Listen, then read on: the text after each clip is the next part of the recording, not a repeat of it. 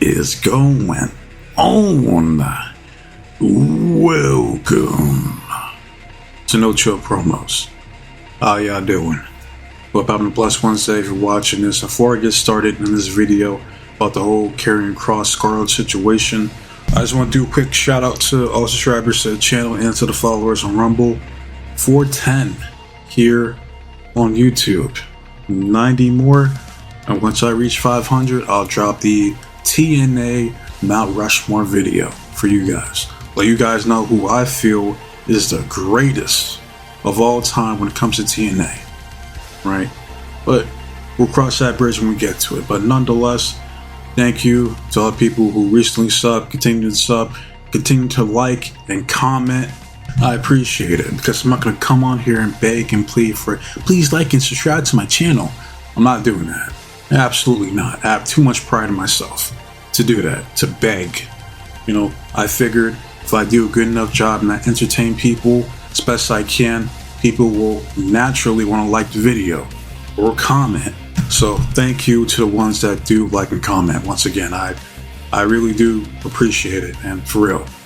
But enough of that, let's get into this video. Alright, now I've seen this video and I had to talk about it because I've been advocating for Karrion Kross and Scarlett for years. And I do mean years. Right, ever since I first seen them back in TNA. Killer Kross, Scarlett Bordeaux, remember when she used to wrestle when she was a blonde? I miss that Scarlett. And going back to the genesis of this channel, which was back in May of last year, was when I started making videos on this channel consistently. One of the earliest videos I did was make Karrion Kross a killer again. Alright, got no views because I didn't have hardly any subs back then, but it doesn't take away from the fact that I've been going to bat for this man for a long time. Alright, because I've seen the potential, the talent that Karrion Kross has. So I'm going to play the clip or the audio for you guys so you can listen for yourselves the passion in this man's promo. Let's talk about how awesome it is that Logan Paul just won. And let's talk about, Sam, let's talk about what Logan Paul represents. The shortcut. Feels so good to be here. Feels so good to be in the business. Thinking about all of the funerals that I wasn't able to attend for the last 11 years in this business. All of the holidays I missed. I could have just started a YouTube channel. Could have just jumped in there with AJ Styles. Feels really good, right? It's awesome. It's really good. Do you guys know we have 25 years combined experience, and what are we doing on Mania? Well, they know because they're normal human beings, and they actually love professional wrestling, but apparently that doesn't mean shit anymore. That doesn't mean shit. All I asked Alan to do was for once to not think about just himself. Think about everybody in the back and think about the professional wrestling fans. That's all I wanted him to do. Sometimes to do the right thing, you have to do the wrong thing. But he's a narcissist, and he had to do it his way. Hey, Alan, how many more WrestleManias do you have in your system? Probably, I don't know, one. Maybe this is the last one, and you just pissed that away. For what? For what? For your way? Thanks a lot, bud. I really appreciate it. You want to know what the best advice I ever got? It was from Bill Goldberg. 2021, back when I was in the Twilight Zone, you know what I mean? I'm wrestling for gasoline. It was awesome. Let me tell you all about it. Bill goes, hey, Kross, you know what? You remind me a lot of me. I go, I think we have different styles, Bill, but I really appreciate that. Do you have any advice for me? He goes, you know what? You just got to be a good soldier. A good soldier is what he said. So I decided to be a good soldier. You know what happened? They released me. And then I come back. You know what being a good soldier gets you, everybody here? Just so in case you're wondering, you want the back scoop here. Being a good soldier gets your times cut. Being a good soldier means that people come up to you and say, hey, you got any great ideas? Yeah, here it is from Scarlett. No. That's a little too great. We're looking just for good ideas. That's for those guys over there. That's what being a good soldier is, okay? Being a good soldier is coming to your hometown where you cut your teeth when you got started and not being on the card. It's all about viral moments now. That's what it's all about. Viral moments. Well, Guy, everybody's been telling me that I got to become undeniable. And as soon as it happens, they ignore it and they shut it down. I never asked to wrestle Randy. I never asked. That happened organically, and you ignored it for a viral moment. And good on Joe. Nothing against him. but you ignored it. And the crowd told you exactly how they felt about me on SmackDown when I was eliminated, and you ignored it. Become undeniable. My ass. My ass. You want a viral moment? On behalf of all of the true fans of professional wrestling, guy with the suit and tie in the truck, go fuck yourself. That's from Killer Kross. No, fuck it. Now that's what I'm talking about. 100%. And you got, because I see all the time people shit on Karrion Kross so fucking much. Like, oh, he ain't got it. He's boring as fuck. He has no charisma. Why they still in the company? Fire him, fire Scarlett. They're not draws, they never will be. They suck. All this bullshit. Unlike Triple H, who clearly has a bias as to who he deems to have talent or not. There is talent in Karrion Kross. But for whatever reason, which we already know the real reason, is politics. Right? You can see the frustration in this man's voice. And yes, it was a work shoot promo because the whole shit about AJ Styles was to progress the story going on Raw, even though there probably won't be any mention of this promo on there. But the rest of the shit he was talking about was as genuine as it gets. Like the shit with Logan Paul taking shortcuts. Like, why the fuck should I bust my ass in the indies for, 10 years, 15 years, 20 years? All I gotta do is just make a fucking YouTube channel, go viral somehow, and then I can be in Logan's spot within half the fucking time. Half of the money spent, half of the bumps taken, half of the miles traveled. And I'm not gonna shit on Logan Paul as a wrestler, right? As a matter of fact, I defended Logan Paul on a couple occasions on this channel, right? He's good. He is very good, especially considering the lack of experience that he has. But my problem that I have is, like Karrion Kross is alluding to, is the fact that people have been complaining about the lack of star power in this company for fucking years. But instead of building up the talent that you do have, that have been putting in the work for years to get to that spot, you give it to someone like Logan Paul. The microwave option because it's cheap, fast, and easy, rather than using the long-term fix of, turning on the stove, busting out the cutting board, chopping up your ingredients, figuring out a recipe to use that could last you a long fucking time. That could last them, for the next 5 years, 10 years possibly.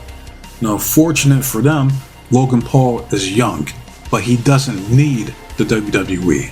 Or he does it because, he wants to at this moment, but any time he could be like, fuck this shit, I'm out. Why am I doing this shit? I got Prime, I got a fucking baby at home, fuck this shit. And he could bounce in and that's it. What are you gonna do then? And Bill Goldberg's advice of being a good soldier is hilarious because Bill Goldberg himself was never a good soldier. I've heard stories about this dude being problematic backstage. And it's like, how can you sit or stand here and tell that to Kross when it's like, you got to WCW, they pushed you straight to the top. Undefeated for a long time, was a WCW World Heavyweight Champion in a short period of time. Karrion Kross can't relate to that. Yeah, sure, he had a dominant run in NXT. Now, I said this before, casuals and tribalists, they don't watch NXT. They don't give a fuck about that. They don't give a fuck about NXT 2.0, NXT UK, Evolve, Level Up. They don't give a shit about any of that. All they care about is Raw, SmackDown, and PLEs. And as soon as you call up Karrion Kross to Raw, he jobs to Jeff Hardy in under 3 minutes. How in the fuck can someone get over like that? He was doomed from the start. He then gets released because Vince didn't see shit in him or didn't understand his gimmick, gets brought back by Triple H, has a half-assed feud with Drew McIntyre, who's another one who they really don't give a fuck about, which is why I want to play this promo from him when he was on Busted Open Radio to let it be known how he really feels. It's good. It's good for the industry. It's good for everybody. And if I felt the same way I felt a few months ago, I'd be really happy. I've always given to this industry, probably too much, and I never really feel like I got too much back, and I would be over the moon if I felt like people were following suit and it was going to be good for industry in the future. And to be completely honest, after Hell in the Cell, I went back home. A close family member died. I don't care about the staples in my head, all that shit. Like, I can get over injuries. I've showed up with broken bones. I never told the office and worked right through it. But I've never had true time at home ever in 17 years. I've only ever been home when there's a wrestling show. I've missed weddings, birthdays, some funerals I should have been at just for this industry. My mum passed. I went home for a couple of weeks. I was straight back at work. I never truly dealt with it. And then going home this time and spending real time with my family, I realized I might have made a mistake. I've given and given and given and given to this industry, and it's taken and taken and taken from my real family. And I'm trying to keep it together. I respect everybody sitting with me right now. But as much as we're on the road, we call each other family. That's a matter of convenience. I was with my real family, and when I was gone for that 3 months, I can count on pretty much one finger how many people checked in, like, how you doing, Drew? And it really opened my eyes. What's going on around here. I tried to stay away from the social media and the likes. Obviously, I'll be back ripping people, being myself, but I see things like someone cuts a 1 minute promo and that's the best promo of the year, or what have you done for me lately? The same old crap. And it occurred to me, like, why are we placating so much to the smart marks, to the internet fans? When did things change? And I realized it wasn't like when we started together. I was a young kid. It's when we started letting the marks in the locker room. And it's really getting to me, and I hate to say this, I gave and gave and gave. And as far as in wrestling on TV is concerned, I'm going to take and take and take. Like, tomorrow morning, I'm still going to be out there helping the homeless, things that really mean something to me.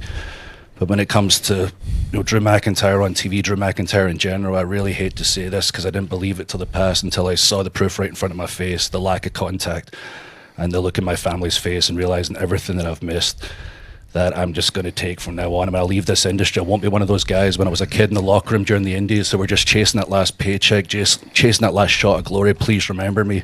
When I leave, when I retire, I'll have accomplished everything. And it doesn't matter if you're Mark Henry, Billy Ray, Tommy Dreamer, Drew McIntyre, Stone Cold Steve Austin. When you're gone, they move on, they forget. And it sucks, but it's true. So as far as I'm concerned, when it comes to the internet, I don't give a fuck about your opinion. And yes, I know it was a work shoot promo, but you can hear the genuine frustration in the man's voice. All the birthdays, all the funerals that he missed, the lack of family time that he didn't get to have while he was away, the lack of responses from anybody from the company to check on how he's doing. Sacrificing his body, his time, his energy for pro wrestling for years. And for what? To get passed up on for guys like Roman Reigns, because Vince had a hard on for him, because he had that mindset that there's going to be one top guy, pal, and that's Roman Reigns.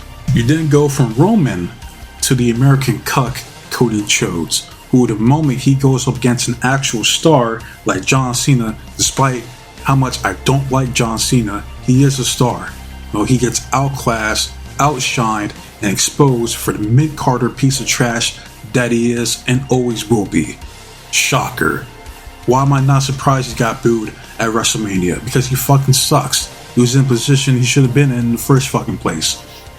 Why can't we get fucking Drew McIntyre versus John Cena? Why can't we get Karrion Kross versus John Cena? Or Drew McIntyre versus The Rock? Or Karrion Kross versus The Rock? That's the problem that I have and true wrestling fans have. Is that they're not getting put in those positions. Give it to people who don't fucking deserve it because they know how to play the game backstage. Because it's all about politics at the end of the day. Right? That's why he told the dude in the suit in the back to go fuck himself. And thank you. Thank you, Kross, for saying it. Say it louder.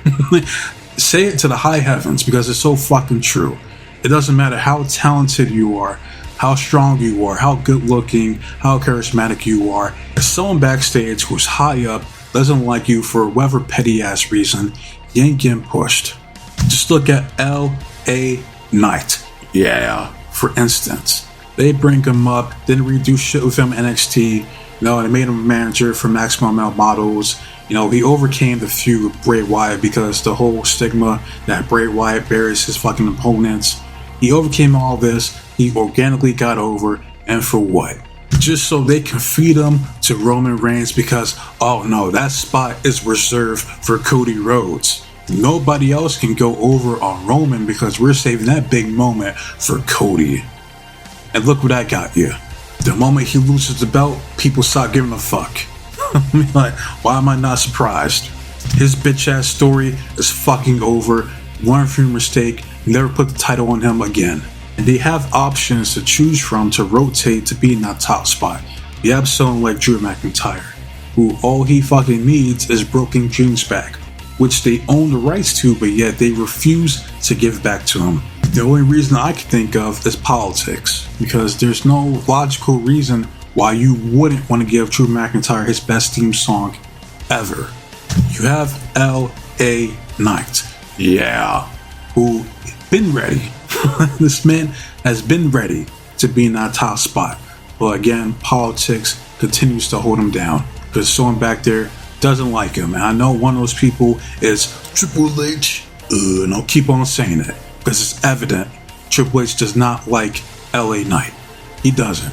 You got LeBron Breaker, who's finally being pushed in that main event scene, even though he shouldn't have been in the main event scene the first time he got called up from NXT. I know you want to saddle him the fucking Intercontinental title so that he could lose to Sami fucking Zayn. It was bullshit then, and it's still bullshit now. You will never get a pass for that. I know people try to defend it like, oh, like he wasn't buried. Sami had to go over on him. Bull fucking shit. Braun should have fucking speared the fuck out of him, squashed his bitch ass. 1, 2, 3, and then fucking Braun goes on this crazy undefeated streak as an Intercontinental Champion if you want to go that route. Me, I would have brought his ass up and immediately go after fucking Gunther, squash his fucking bitch ass, and put the World Heavyweight Championship on him. And then you have Karrion Kross, who continues to be underutilized in his company. Has yet to have a singles match at WrestleMania. Look at WrestleMania last year. There was a Pride versus Final Testament. Final Testament gets their fucking asses kicked by the Pride. Bobby Lashley's release, AOP's release, Paul Ellering's release. Fast forward next year, neither is Karrion Kross or the Street Profits on this card for WrestleMania 41. What a damn shame.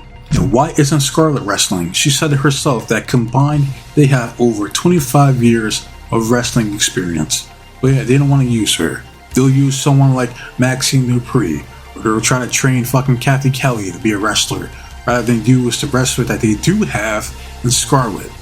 All the bullshit, all the frustration has led up to this moment right here, where Karrion Kross lets it be known how he really feels, and I don't blame him one bit.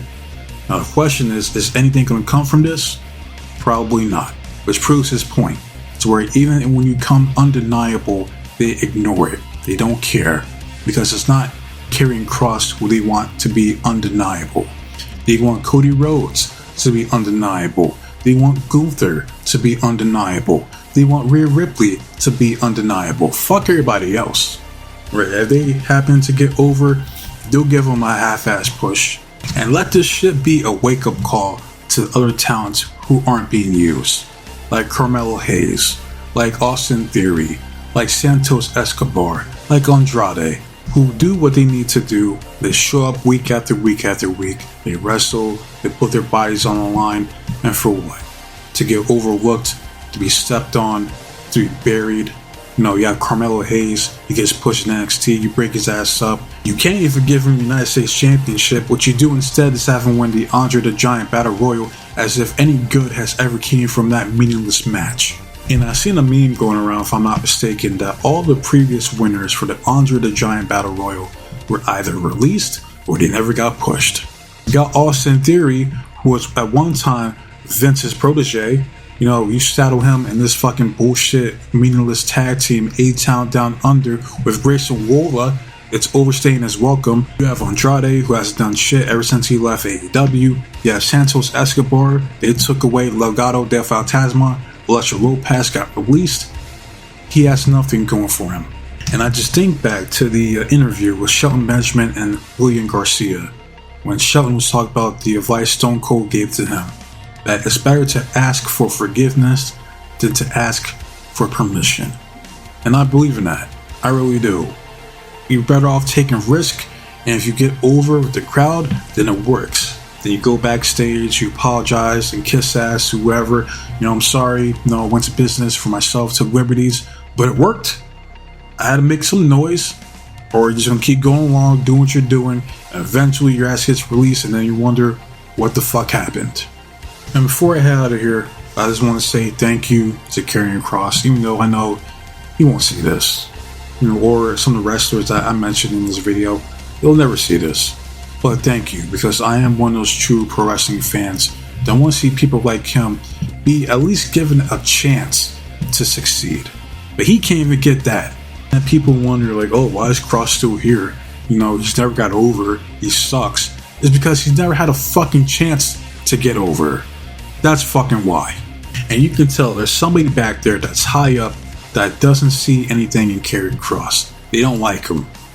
And it's a damn shame. It really is. It's like, what more do you have to do to prove yourself? No, he looks believable.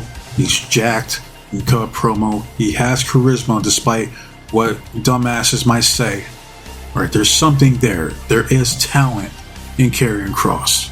And as long as I have this channel, I'll keep on advocating for people like Karrion Kross, Drew McIntyre, L.A. Knight, yeah, Carmelo Hayes, Andrade, Santos Escobar, Austin Theory, guys who have talent, who should be higher up than where they're at right now, instead of being stuck and lingering around in mid-card purgatory where they are now. But yeah, that's all I gotta say about this bullshit. Maybe one day somebody will pull their head out of their ass and realize, like, maybe we should push Karrion Kross.